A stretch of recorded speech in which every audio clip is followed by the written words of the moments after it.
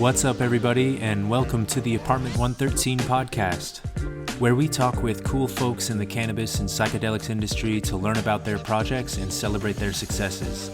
My name is Rob Sanchez, and this is episode 43. We're joined today by the CEO of Metrc, Michael Johnson. Metrc is used as a state track and trace system across the U.S. for the industry.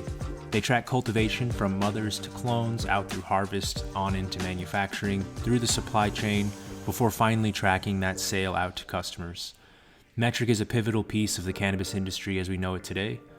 Find out more at www.metrc.com and enjoy the show.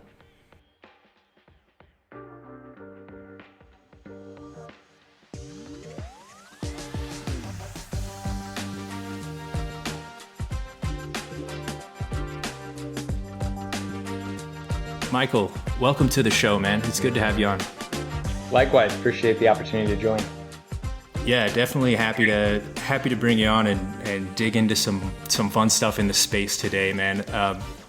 Metrc is synonymous with compliance, with cannabis, and it's just a necessary part of the job and every arm of the business on the cannabis space. I think it's a pivotal piece. It's going to be great to get your feedback and hear the story, man. Yeah, absolutely. Excited to share what I can. Definitely been quite a ride, and I would say Metrc is certainly on a new trajectory, and excited about what's to come.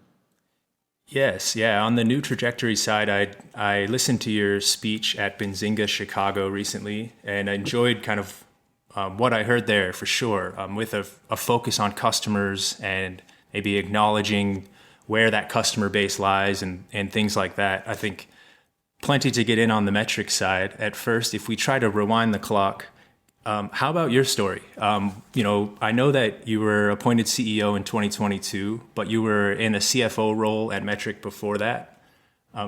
When did cannabis come into your life, or how did you get introduced into the cannabis space way back when?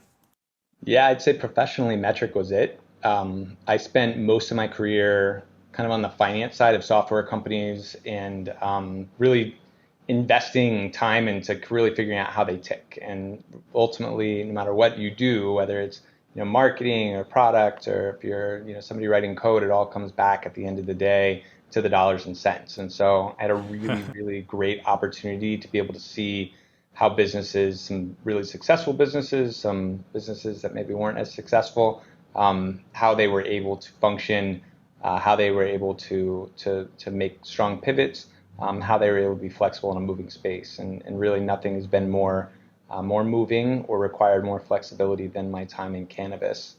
I live in Tampa, Florida, and it's not exactly Silicon Valley, although we're getting better from a tech hub perspective. But I came across a company that was in kind of the outskirts of the Tampa Bay area in Lakeland, Florida, called Metrc, and met the founder who had really put something together here that's sort of a 30-year-old startup. And so there's just not a lot of businesses that are based in Lakeland. There's certainly not a lot of businesses that are associated with cannabis that are based in Lakeland. And really getting to know some of the folks that were part of the founding team of Metrc really highlighted the opportunity to, I think, do something more substantial than I think what's been happening in the very, very short tenure of the legal cannabis space in the United States. I got more involved, and I got more and more engaged, and they were in a position where they were kind of trying to keep up with the industry, like I think a lot of people in the industry have been and probably will continue to be for a while. And they were working towards trying to find a really strong foundation and kind of get some of the elements that are core to any business set up a little bit. And so I advised and helped get some folks into some spots and help them sort of make some transitions that I think we're starting to recognize and appreciate the fruits of today.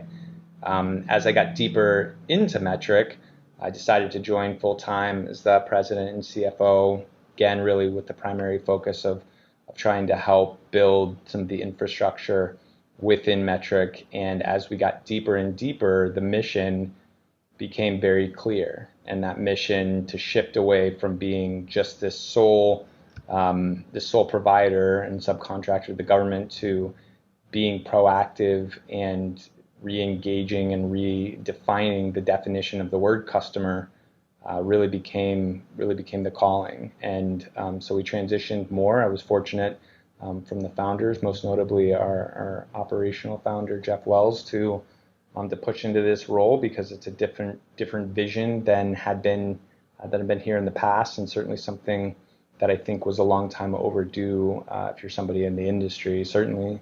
And we've been making a number of changes, and it really comes into defining the definition of the word customer. And for over a decade, that definition was very, very clear. It was the state and the regulators within the state.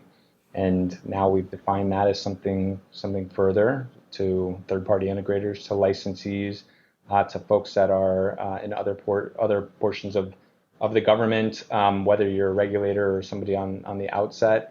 If you're a financial institution that's trying to understand better how to enter the space or how to serve the space, if you're an insurance company that's trying to help or trying to get better understanding on how to enter the space and how the business works, we've certainly been able to provide a lot of that insight and partnership, and we intend to continue to. And that's really the core focus of what I think the new Metrc is becoming synonymous with. Yeah. So the financial background you had really helped to dive in at first, right? Really get your hands into things and kind of see the playing field. Once you've worked with a few different software companies in any role, it starts to become a familiar game a little bit. There's always those nuances, the different variables and players, but it's cool to hear you were able to dig in, initially from the finance side and, eventually come on as the president even and direct operations there. Dude, as far as the old Metrc versus the new Metrc, I think everybody listening, the community is aware that there's some concerns about Metrc, but I think maybe it's somewhat justified and somewhat unjustified. It's already hard to build software for users. They always critique anything that you give them, no matter what, even if you listen to everything they say and build that, because what they want changes constantly. But then you have a state-required software or a mandated software, and I think those users tend to get more vocal and run into more roadblocks. The shift, though, in Metrc focusing on third-party integrators as well, I think starts to help those users as everyone's trying to build software to solve their problems. No one has quite done it perfectly, and there's always a new problem or roadblock or a new tax, a new change in a state that everyone has to play catch up with. And I think that's like kind of as you mentioned in the cannabis space, things are moving constantly. It's a changing landscape, and living a year in cannabis is like 4 years in another industry, seeing all the changes there. So I think that it's hard to shift a brand's focus, but I recognize from my perspective and kind of being involved in the software space, and hearing your speech there at Benzinga, I see the steps in the right direction there. I definitely would give you kudos for that and in acknowledging some of the gaps from the past. Also, it just takes time, right, to build a company and focus on everything. How did that move go for you, really, from president to CEO? Was it a mission of yours that you kind of embarked on, or did the opportunity come with other variables? Yeah, I can't say that I was expecting it. That was definitely a surprise. But it was welcome. I definitely kind of had to take a little bit of time to think, what would I do? How would I do it? And then we didn't have a whole lot of time because folks have had challenges with Metrc in general. Their time is valuable, and so we can't be sitting back and spending too much time trying to think about the next step when we have some pretty obvious next steps right in front of us that we need to kind of grab. Definitely a good perspective there. Yeah, the first one I think is just in the performance of the system, and so a lot of things in Metrc have historically taken a really long time. That's whether you're using the API as a third-party integrator or whether you're using Metrc as just a licensed user.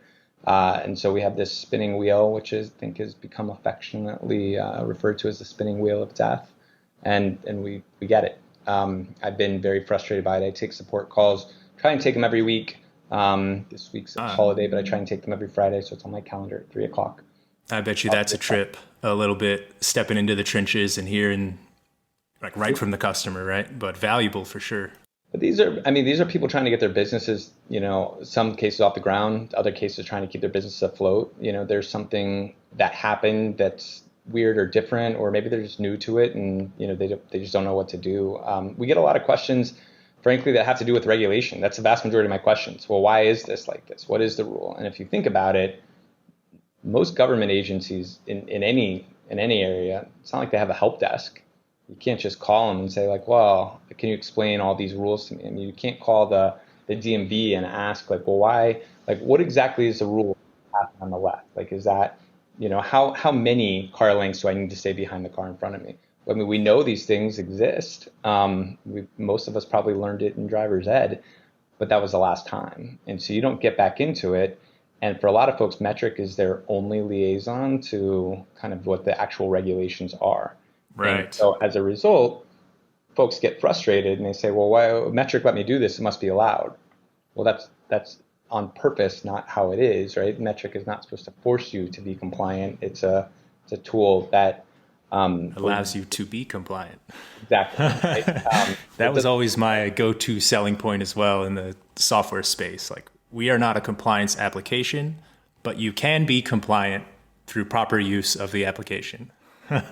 Now, I mean, I certainly understand the state's perspective, and there's some legal issues of having a system that forces you to do things in a very specific way. And I mean, cannabis hasn't been legally grown for a whole lot more than a decade in this country. So it's not like people went to college to do it or like have refined the best processes, at least on the legal scale, over decades and decades, and it just hasn't happened. So I mean, the number of cultivations I've been to where I see something that happens exactly the same way as another one is probably measured in single digits.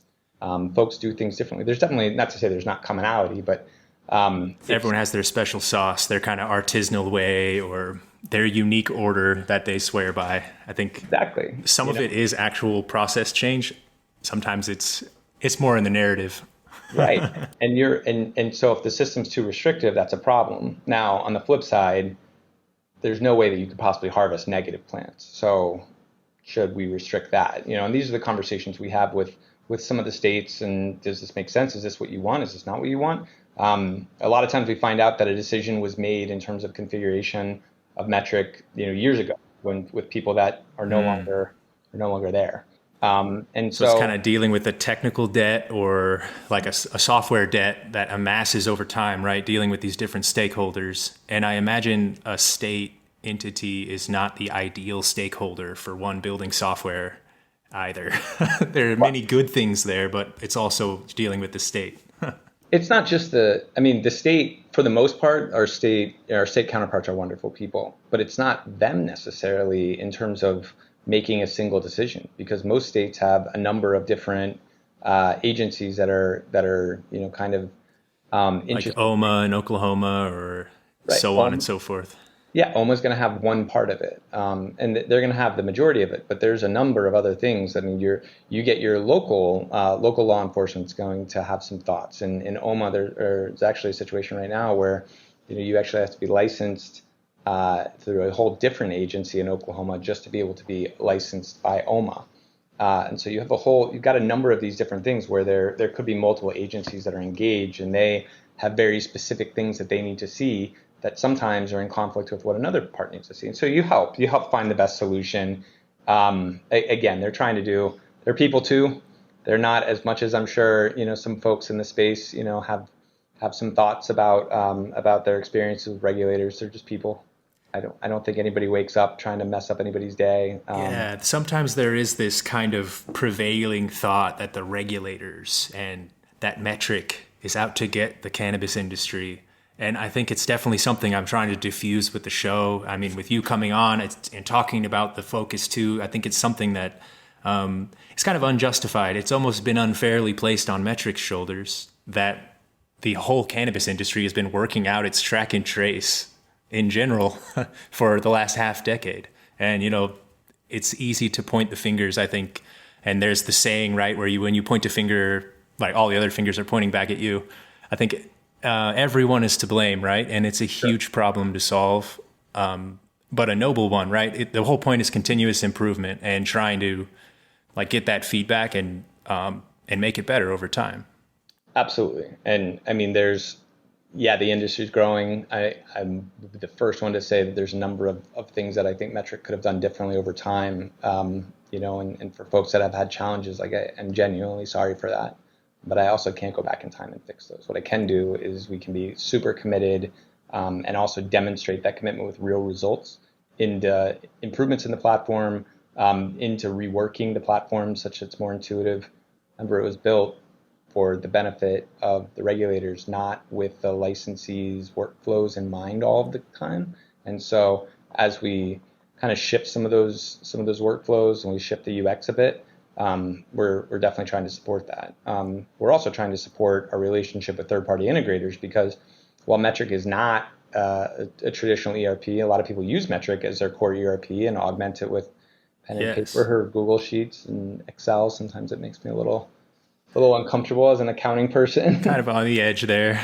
Yeah. But there are a lot of great tools out there that are wonderful partners. Metrc is, for all of its warts, it is a very stable database. And so that database and that repository of your data is certainly an excellent foundation. And Rob, you as a tech guy, I'm sure can appreciate that there's a consistency behind it and there's a reliability behind it.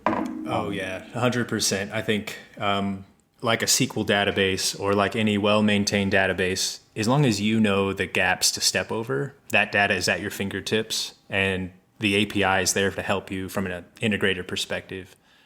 I think learning Metrc initially was a little difficult, even coming to V1 as a cultivator, and we're talking in 2017 now, so it's been many changes. It was a little hard at first to understand, okay, I know how to cultivate and I know how to make hash and do this stuff.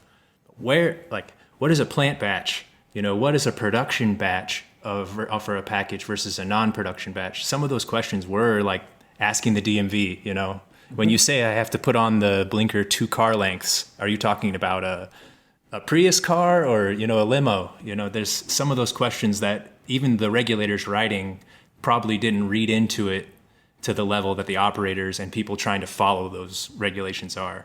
But now with Connect coming out this year, I will say that the process has been very smooth as an integrator and that it's always been smooth to get the data you want if you need it. I haven't had any issues with offline Metrc. The biggest complaint I have has been resolved by V2, and that is sending back IDs in the responses. For third-party integrators in the old days, they'd have to run GET calls by 24-hour increments. In V2, when you make a sale or a new package, that ID just comes back right away, and the whole cannabis industry is cheering there, even if they don't know that they should be, because there's great strides in how software can respond now, getting the ID back immediately, and how data can be cached. There's a lot of improvements that are kind of in the making as integrators try to get Connect enabled. So I think I've seen the improvements on that side as well, and introducing webhooks should be a good change is for those who want to listen to events rather than constantly ping and find them. So it's definitely a welcome change, I think, as an integrator, and I think it's kind of a trickle-down effect where you guys have made that pivot, and I'm seeing it now on the API side, talking with the Connect team. It seems like now it has to get through a little more into the industry to where the operators are really appreciating that and seeing it more. And I mean, to be honest, on one hand, a well-run inventory management system is a quiet one, is one that's it's not raising a lot of problems. People don't know it's better because it's working.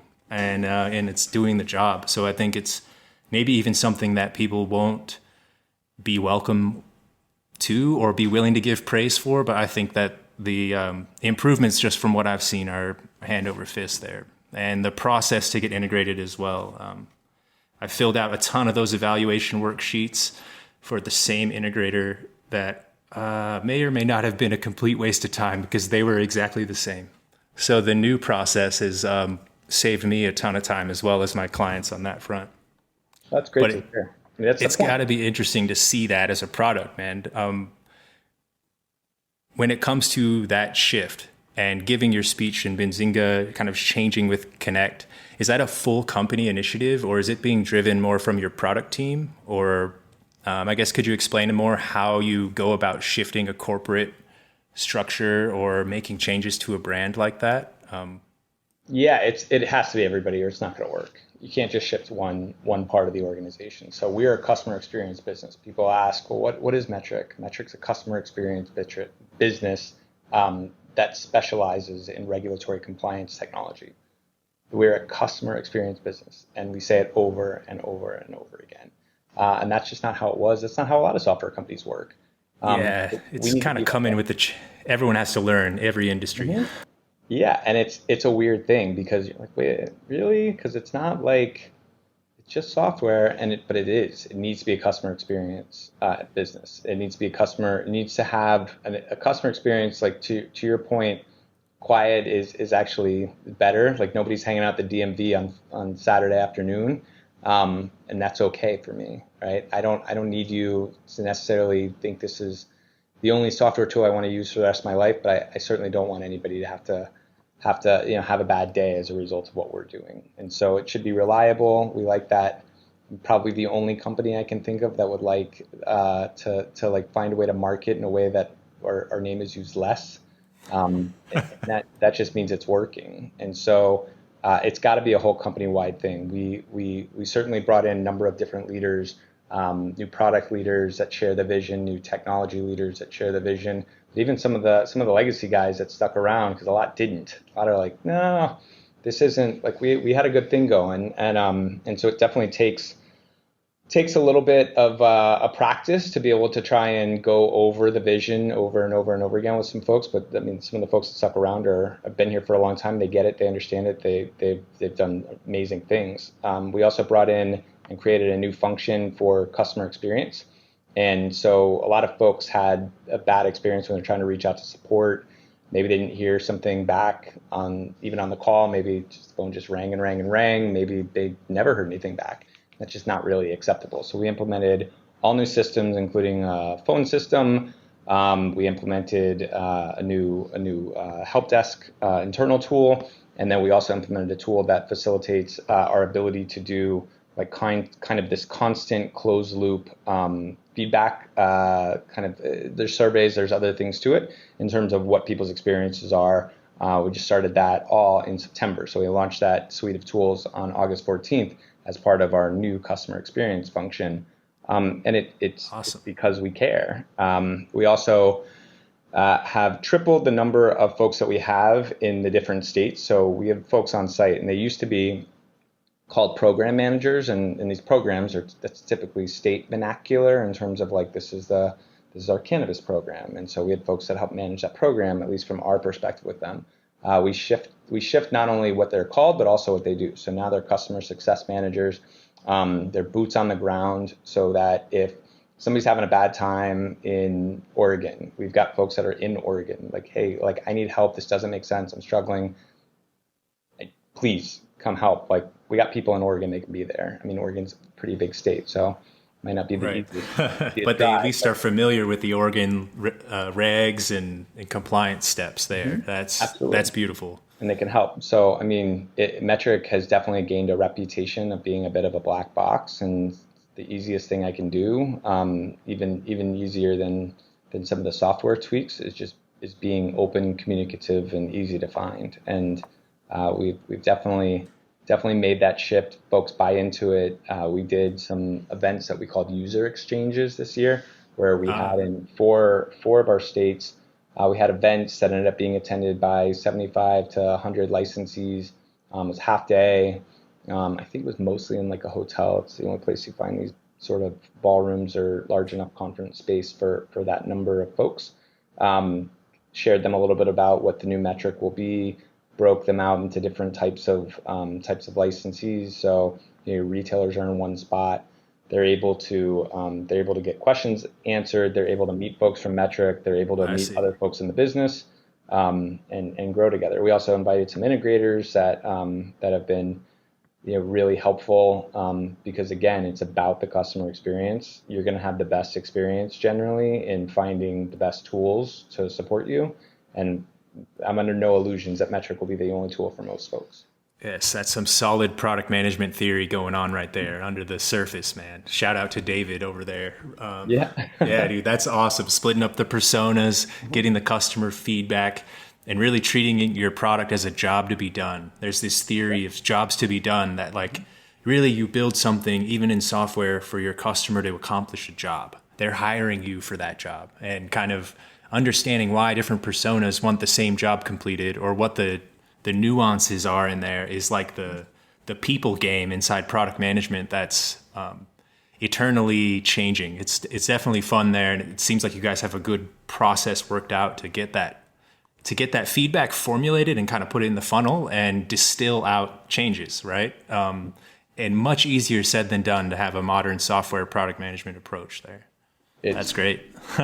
It's important. I mean, that's yeah. That's the most critical part of the customer experience, the longest lasting one. Right. And kind of that going where the work is, as well as kind of that like Kanban, like agile kind of perspective, is just really understanding really like, where is that line met, right? Where's our front lines, and how are people interpreting the software? I think it's, that's wonderful. A lot of companies could take a page or a whole chapter out of that book, I think. And something else you mentioned was distilling the vision down through the company and reiterating that again and again. As a leader for Metrc, are there certain processes you use to remind people of the vision, or to keep the vision clear?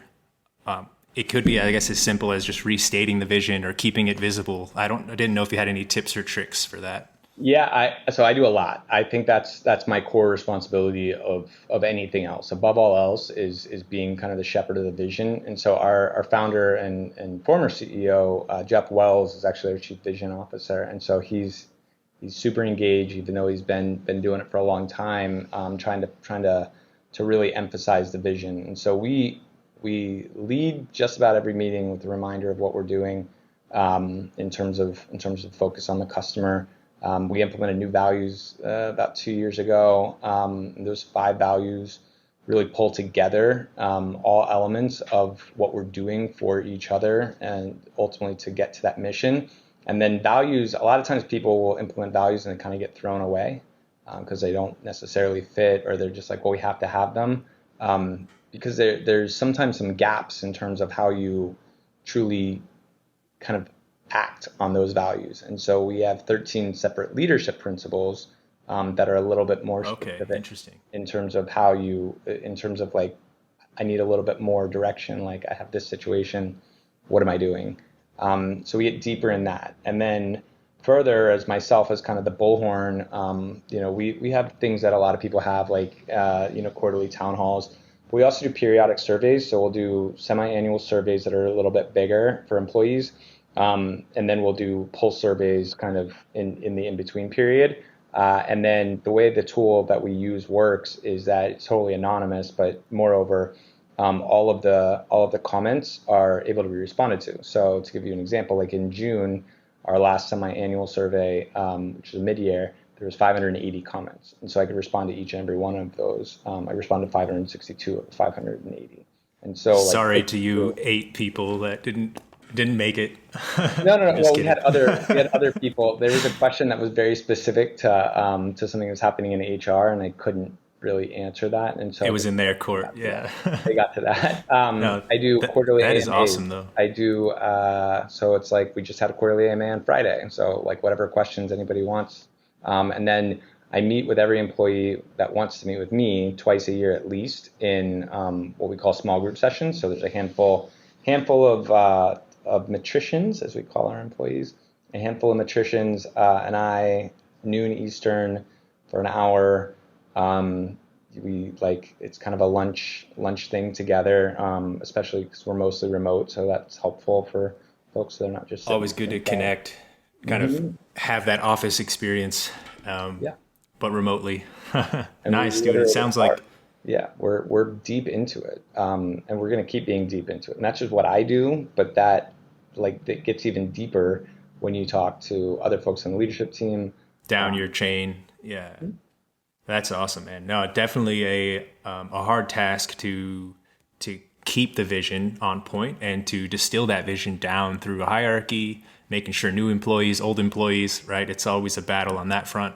And and it is the chief indicator of culture. So I mean, right, you control your vision, you control your culture. I think it's awesome to see happening on that scale. How many employees is Metrc at this point? We're at, right at 200 now, which is wonderful. So we had like a lot of companies that are growing. We had a lot of contractors and, kind of folks that were, filling in for different things. And we've been able to convert. I don't think our net headcount's grown that much, but we've been able to convert folks full time. We find that helps. We find the kind of shift in approach ends up being a little bit more effective for us. We have less turnover. Folks have better experiences. We think it strengthens our culture. So it's pretty meaningful. It also helped us to get pretty specific in terms of the skill set we were looking for and bring in folks that really aligned with the overall vision of creating the best customer experience. Right person for the right seat. Mm-hmm. Nice. Well, with BizCon coming around the corner, will you guys be having a booth there again? I think I stopped by the booth last year and had a few conversations. Yeah, we will. It was I was frankly shocked last year. So last year was the first time that Metrc had attended. You never know how it's going to go. I definitely had all different sorts of conversations with folks in my time here.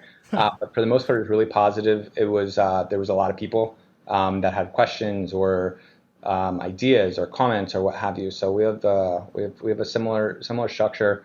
We actually didn't have enough meeting space for folks that wanted to sit down and like spend time with somebody. So we have like a reconfigured, I guess it's called a booth or what have you, set up so that we can have a little bit more time with folks. It's important. So I'm there every day. Hey, awesome, man. Yeah, looking forward to touching base with you guys again and for folks to all come down for BizCon. Part of the culture, but I think also just unique for cannabis or unique for any industry. It's quite a conference that continues to grow. It's massive. It is massive. Yeah. Awesome, Michael. Well, thank you for coming on the show today, man. I'll definitely stop by and say hello here at MJ BizCon coming up.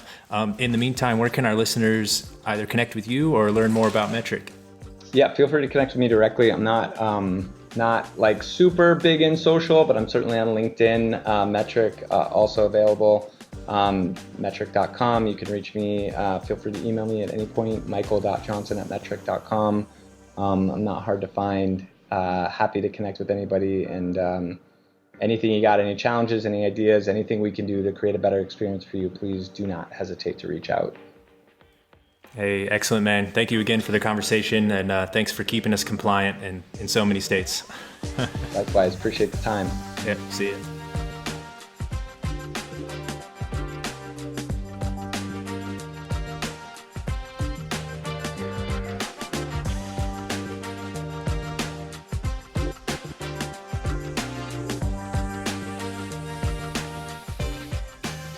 Thank you for listening to the Apartment 113 podcast. For more information about the show, along with our services and courses, visit apt113.com.